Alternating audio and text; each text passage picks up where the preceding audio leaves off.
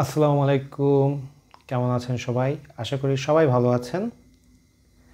আজকে হঠাৎ করে মনে হলো একটা বিষয় নিয়ে আলোচনা করি। আমাকে অনেক সময় অনেক ছাত্র জিজ্ঞেস করে, স্যার ঘুষ নিয়ে চাকরি জিনিসটাকে আপনি কিভাবে দেখেন? তো আমি চট্টগ্রাম বিশ্ববিদ্যালয়ে পড়েছি এবং থেকেছি মেসে। ভার্সিটির হলে থাকা সম্ভব হয়নি, কারণ আমাকে অনেক টিউশনি করাতে হতো। তো ওই জন্য শহরেই থাকতাম, মেসে থাকতাম। তবে যে মেসে থাকতাম সবাই ভার্সিটির বিভিন্ন স্টুডেন্ট ছিলেন, বিভিন্ন ডিপার্টমেন্টের স্টুডেন্ট। তো আমি আমার লাইফে অনেক ছাত্রকে দেখেছি যারা পড়াশোনা করেই চাকরি পেয়েছে। ঘুষ নিয়ে চাকরি পেয়েছে এরকম কাউকে আমি কিন্তু পাইনি।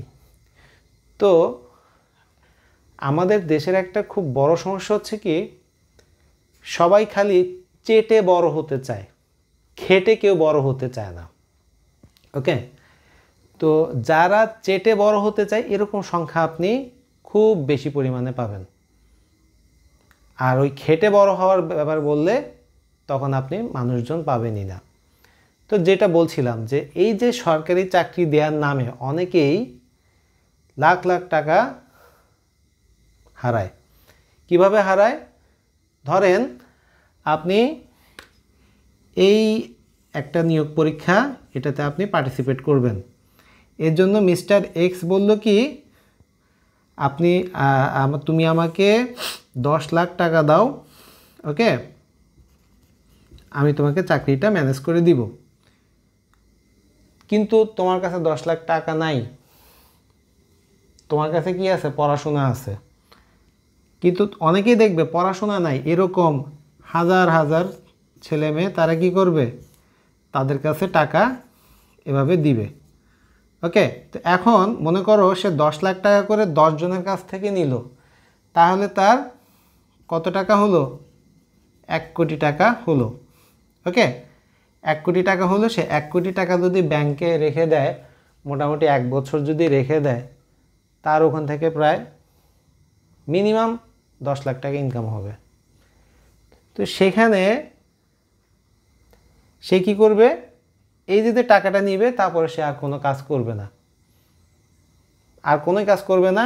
কারণ হচ্ছে যে সে জানে যে কি, এখানে যে নিয়োগ পরীক্ষাটা হবে এখানে কোনো কি নাই, টাকার খেলা নাই।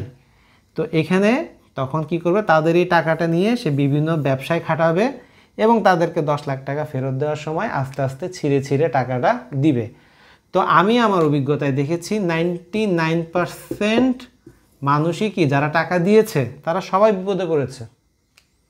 তো এই জন্য ভাই আমি বলবো, তুমি পড়াশোনা করো। তোমার যদি সরকারি চাকরি করার ইচ্ছা থাকে, পড়াশোনা করো, পড়াশোনা করে চাকরির পরীক্ষা দিতে যাও। আমি জীবনে কোনো দিন কোথাও টাকা পয়সা দিয়ে কোনো কিছু করি নাই। আলহামদুলিল্লাহ আমি, আমার একটা বিশ্বাস ছিল, আমি খাটতেছি, আমি পরিশ্রম করতেছি, আল্লাহ আমার দিকে সহায় হবে এবং আল্লাহ আমাকে আজকে বিসিএস ক্যাডার বানিয়েছে। তো তোমাকে আল্লাহর উপরে ভরসা রাখতে হবে, সৃষ্টিকর্তার উপরে ভরসা রাখতে হবে এবং পরিশ্রম করে যেতে হবে। আর যারাই বা এরকম ওই যে দেখো যে অবৈধভাবে ঘুষ দিয়ে চাকরি যারা করে, এটা কিন্তু কোনো না কোনোভাবে একটা সময় ফ্ল্যাশ হয়ে যায়। আছে, আমি একদম কিন্তু 100% বলি নাই, 99% বলেছি। ওকে, আমি অনেককে দেখেছি। আবার এরকম ঘটনাও আমার নলেজে এসেছে যে কি, ভুয়া সার্টিফিকেট দিয়ে, ভুয়া নিয়োগ দেখিয়ে, হ্যাঁ, চাকরি করেছে এবং পরবর্তী থেকে একটা সময় গিয়ে ভেরিফিকেশনের সময় সেটা তারা ধরতে পেরেছে এবং তখন জেল তো হয়েছেই।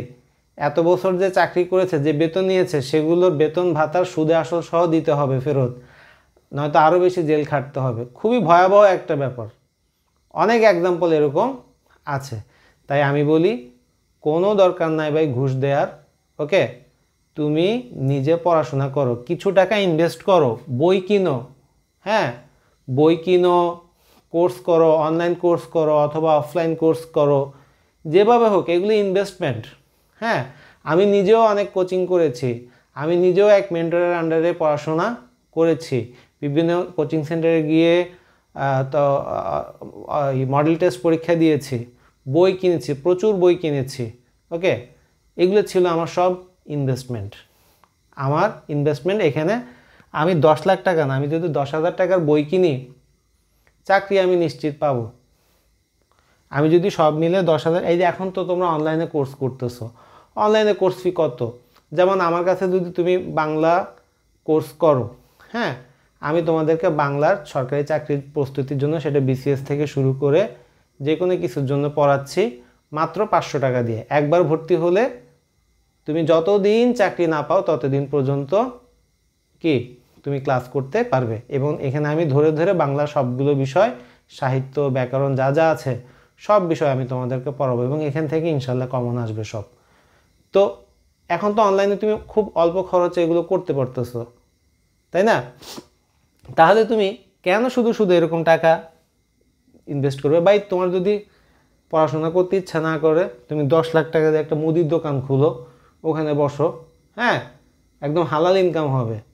কিন্তু তুমি 10 লাখ টাকা দিয়ে যদি ধরো তুমি একটা চাকরি পাও, সেটা তুমি আরেকজনের হক মেরে তারপরে চাকরিটা পাবা, আর পাইলেও সারা জীবন তোমার রিস্কে থাকতে হবে। তাই কোনো দরকার নাই ঘুষ দিয়ে চাকরি নেওয়ার।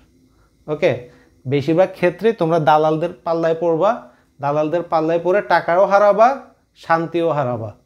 কোনো দরকার নাই। পারলে বই কিনো, কোর্স করো, চাকরিকে ফোকাস করে নিজে পরিশ্রম করো, হ্যাঁ, তাহলেই তুমি সার্থক হতে পারবে। তো আল্লাহ সবাইকে হেদায়েত দিক, তোমাদের বোঝার ক্ষমতা দিক। হ্যাঁ, তুমি যদি বুদ্ধিমান হয়ে থাকো, এই ভিডিওটা তোমার জীবনের একটা লাইফ চেঞ্জিং কিছু হতে পারে। আর তুমি যদি ভিডিওটা ভালো লেগে থাকে, মনে করো এটা আরও অনেকের জানা থাকার দরকার আছে মনে করো, তাহলে শেয়ার করে সবাইকে জানিয়ে দাও। সবাইকে ধন্যবাদ। আসসালামু আলাইকুম।